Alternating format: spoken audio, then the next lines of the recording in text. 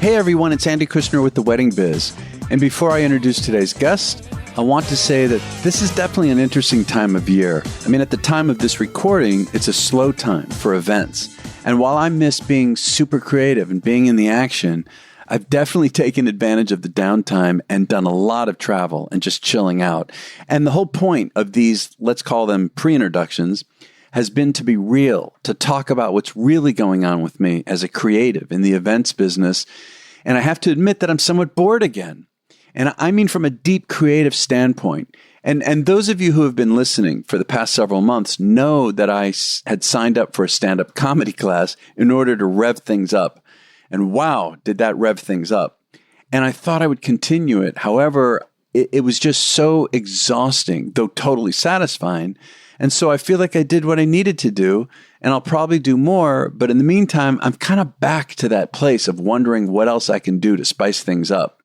And in my interviews for the show, even the event professionals who are at the top of the industry tell me that they go through similar such moments of either being bored, feeling stagnant, and even questioning how much longer they can keep doing this.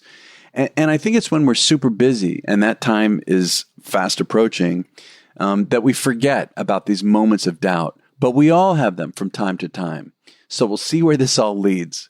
Anyway, if you missed last week's episode, it was with planner-designer Christopher Confero. And today's guest, a pioneer in event technology, Rock Paper Coin co-founder NORA SHEILS, translates 2+ decades of wedding industry experience into a thought leadership platform that educates and inspires event professionals at all stages of their careers. Since 2018, she and her co-founder Elizabeth SHEILS have been committed to bringing together event professionals and couples through a more effective, streamlined approach to the often daunting contract and invoice process.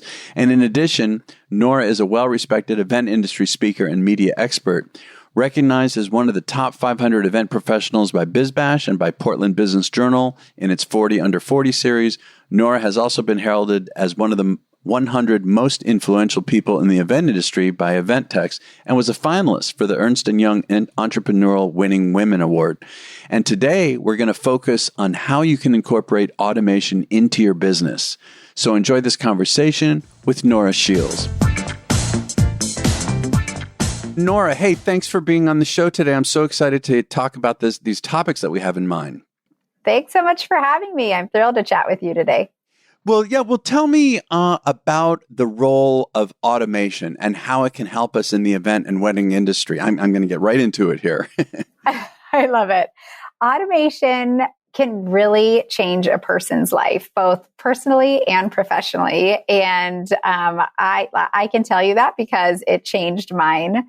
I think the wedding industry is full of incredible creatives, and many of them are really focused on their craft rather than the back end of their business. And part of it is because it's not fun. It's not sexy. It's, the creating and the getting to work with people. That's why we're in the industry for the most part. So, automation can make you more efficient. It can save you time. It can save you money.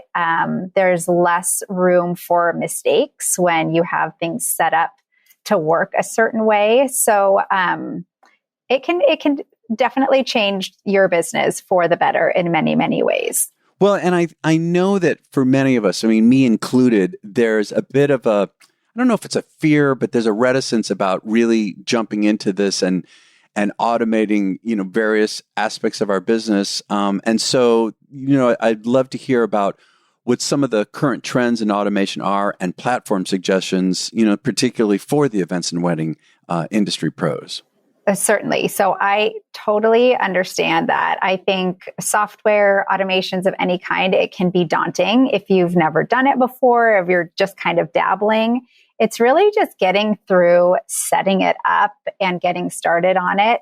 And then once you're in it and you found a good fit, you'll kick yourself for not doing it before. So it's all about finding the right fit and finding the right tech stack where your different platforms can talk to each other. So it's just less on your end to take care of. So something I recommend if you're new to automation altogether or you're a little nervous about it, a really easy one to set up that will make a big difference immediately is your calendar and your scheduling.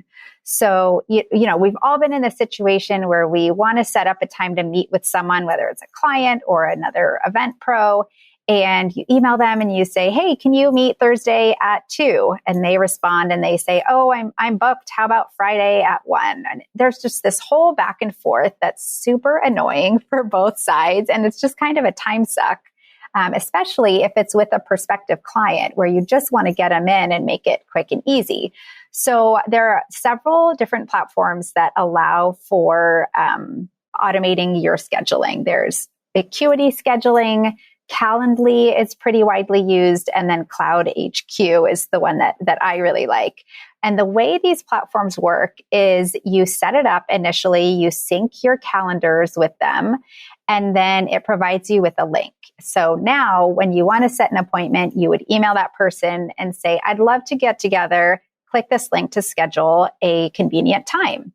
So they click that link and they are offered different times and days where you're available. They click the link, they put in their information, schedule the appointment, and then a meeting invite is sent to them. It's sent to you. It goes on your calendars with links or however you've set it up. And then it also automates reminders. So you don't have to confirm the meeting before like you normally would have.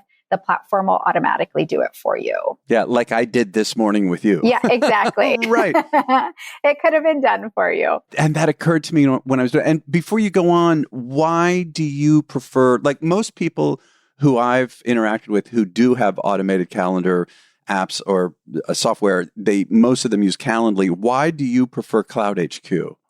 So I like cloudHQ for a couple of reasons. First of all, I'm a bargain hunter and it's free. So is Calendly, but cloudHQ is free with multiple calendars. So I have 2 work calendars. I have a personal calendar, and I want to make sure that if I send you my link, the times that are available are times that I'm available on all 3 of my calendars. So it doesn't conflict with a meeting I have for work, and it also doesn't conflict with my kids' sports or something like that. The other reason I like it is that it's a plugin for Gmail. And so on my email, I have a little icon I can just click and it automatically pops in my hyperlink with whatever settings and verbiage I've set it up to have. So it's really convenient. It works very similarly to Calendly.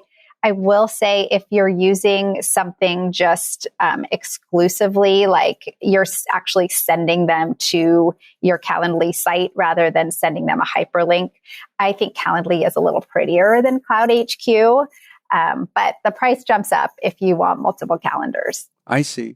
And what are some of the other platforms? I mean, other than a calendar automation, what else to really get into this? What other types of automation do you recommend?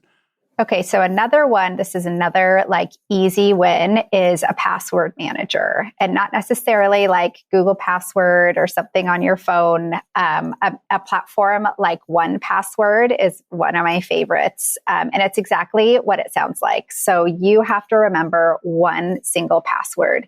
You sign up with this platform, you set your master password.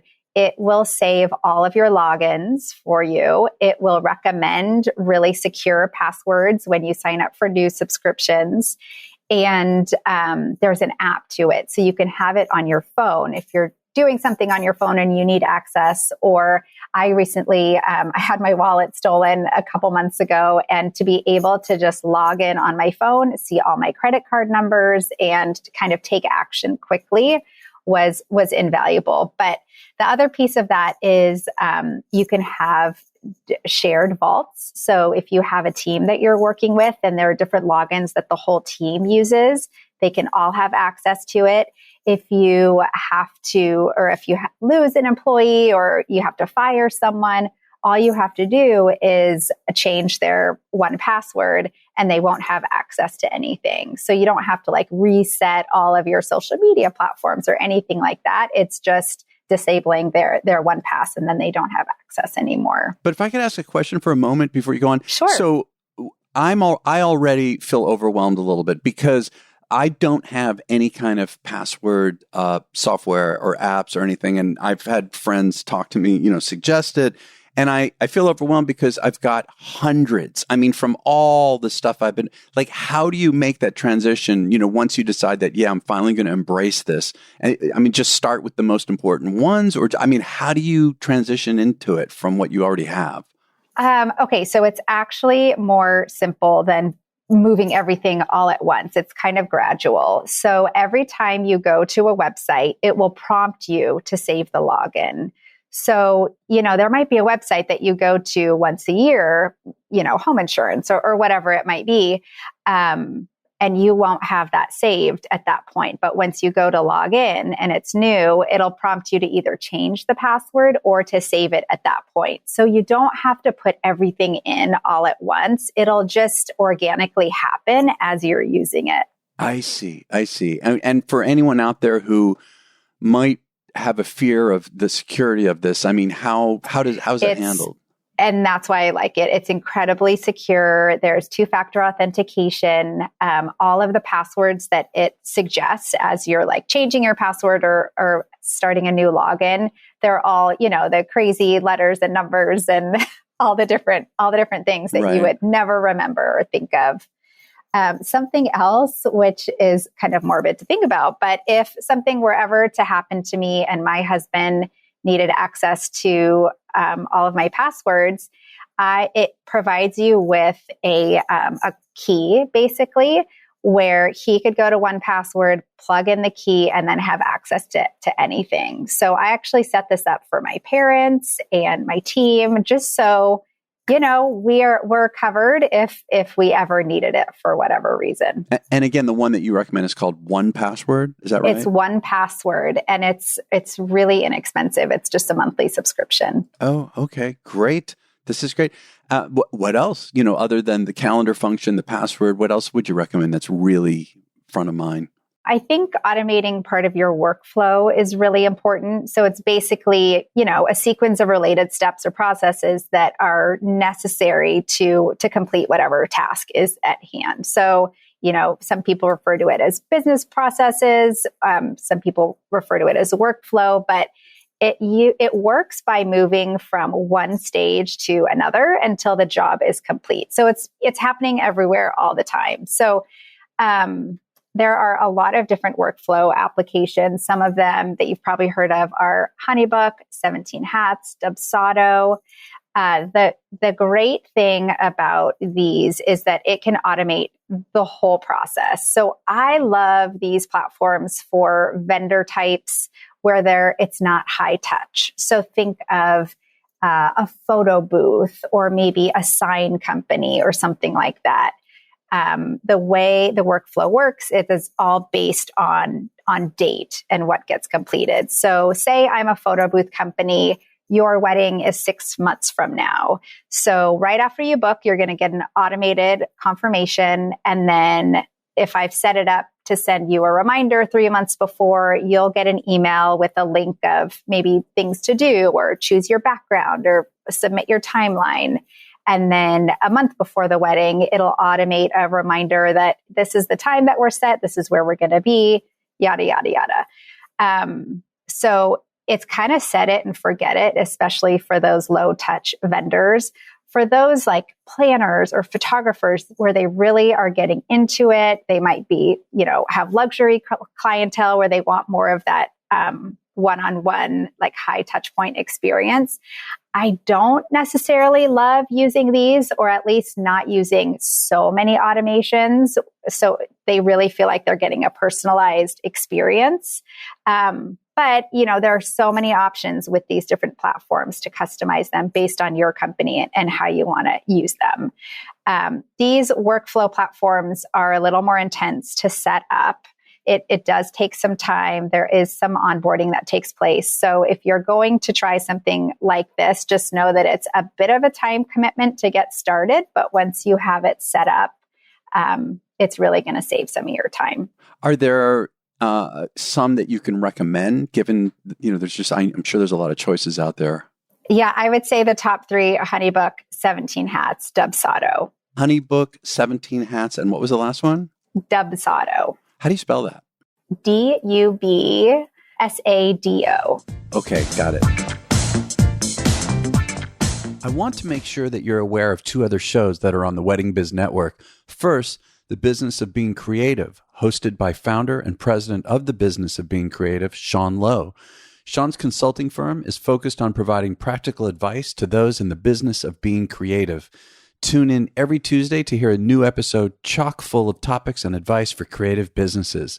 Also, check out the 2 seasons of Stop and Smell the Roses, hosted by the one and only lifestyle and event design expert, Preston Bailey. Preston speaks with such an honest voice. I know you're going to thoroughly enjoy hearing him on this unique platform.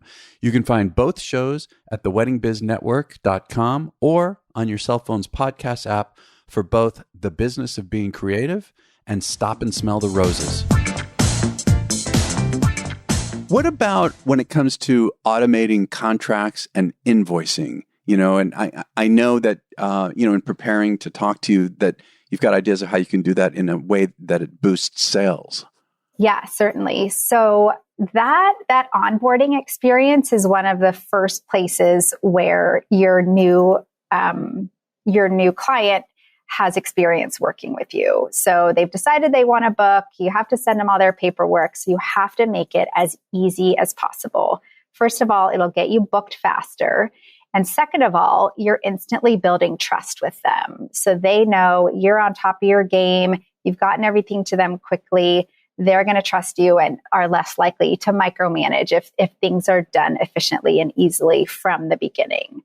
So Rock, Paper, Coin is a platform that allows event pros to send contracts, send invoices, proposals, share documents. Everything is done on desktop or phone, and clients can sign or pay on the go. Clients don't have to sign up for anything, so they can just click a link and achieve what you need them to. There's no login that's required or anything that they have to remember at that point. So there's quite a bit of functionality, but there are a couple of things that differentiate Rock, Paper, Coin. First of all, there are certain planner capabilities where they can act on behalf of their clients. It's the only platform that allows for that. It also has the lowest processing fee on the market. It's only 2.5%, which is very, very low. And it's got really great customer support. So there's free white glove onboarding. If you're on another platform, if you're just starting fresh with something like this, the member success team will set up your account completely for free, set up your templates, get your profile all dialed in. So the onboarding and ramp up is really, really quick and easy. It was made specifically for the wedding and event industry, so it understands how our world turns quite a bit. Wonderful. What are the broader implications of automation in business management? Well, first of all, you're going to have more time. Like, that's just the matter of fact. If you set up automation correctly, all of these manual tasks that you find yourself doing every day or week or month are going to be reduced quite a bit.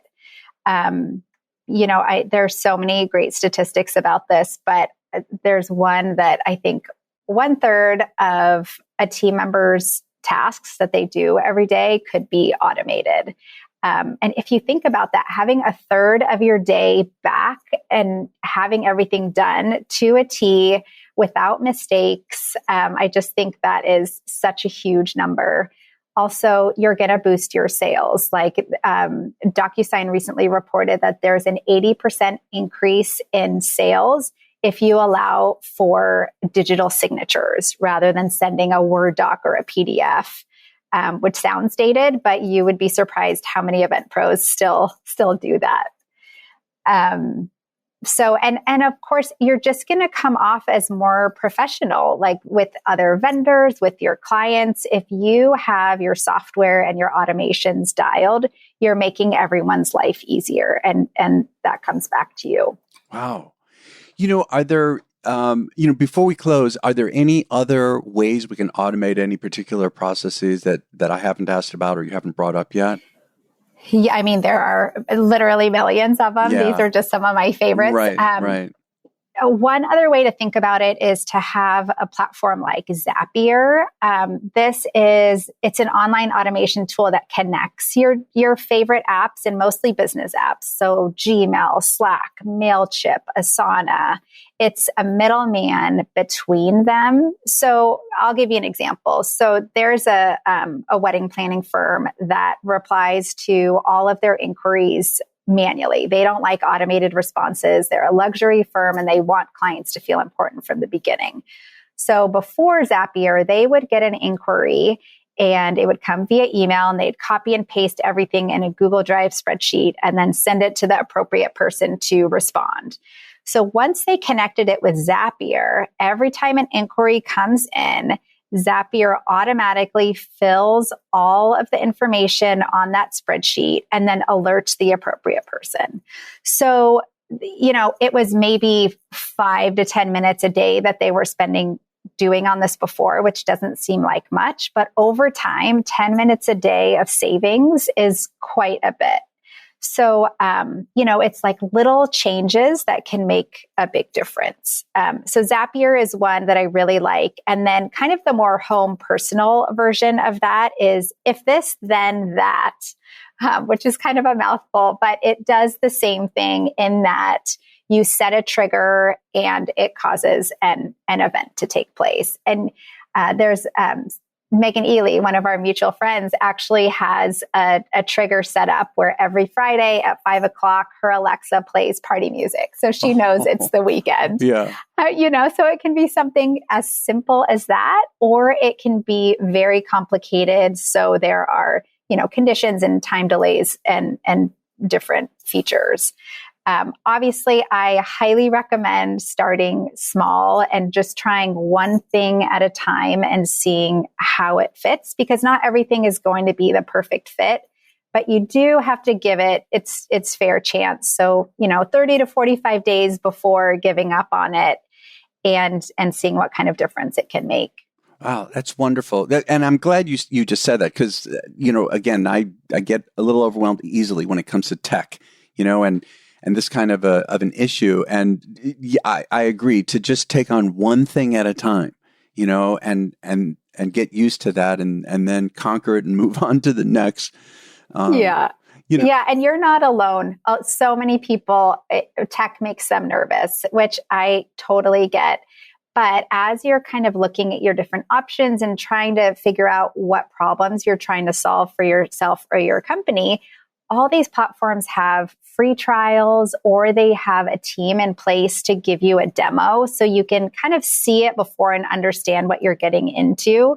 And take advantage of customer service. Their whole job is to keep you on their platform. So if you have questions or you need someone to walk you through it, just reach out. They're likely going to be happy to help. And software today is so different than it was in years past. It's very user-friendly.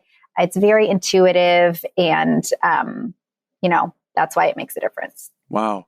So final question, how can you help people and how can they learn more about you and contact you? Yeah, I would love to help. My email address is nora@rockpapercoin.com. And I have a whole cheat sheet of different automations. So if anyone is interested, it's got links and codes and all of that. Please reach out to me. I'd be happy to pass it along. But my biggest piece of advice is to just give it a try. And I think you might kick yourself for not trying it earlier once you get a good automation in place. Wow, that's fantastic. Well, I really appreciate this. I really believe that all the topics that you brought up in the context of automating your business are really ones that we can use. I mean, for sure. I mean, I'm going to listen to this myself as a listener and take some more notes on it because I want to get into some of this. So Nora, I really appreciate you taking the time. Thank you for talking today. Yes, of course. Thank you. It was great chatting, and I'll be curious to hear what ends up working for you. Great. Thanks. Thank you for listening to this conversation with Nora Sheils. Be sure to check out her website, which is rockpapercoin.com. You can also find her on social media at rockpapercoin. And be sure to check out the show notes in your cell phone's podcast app or at our website, oftheweddingbiz.com. And next week's guest is going to be Tyler Spire. an event planner, designer, and florist who also has a particular expertise with regard to social media, which is what we're going to talk all about. And finally, be sure to subscribe to The Wedding Biz so you can find out when new episodes are dropped. You can follow us on Instagram at The Wedding Biz, and we'll catch you next week on The Wedding Biz.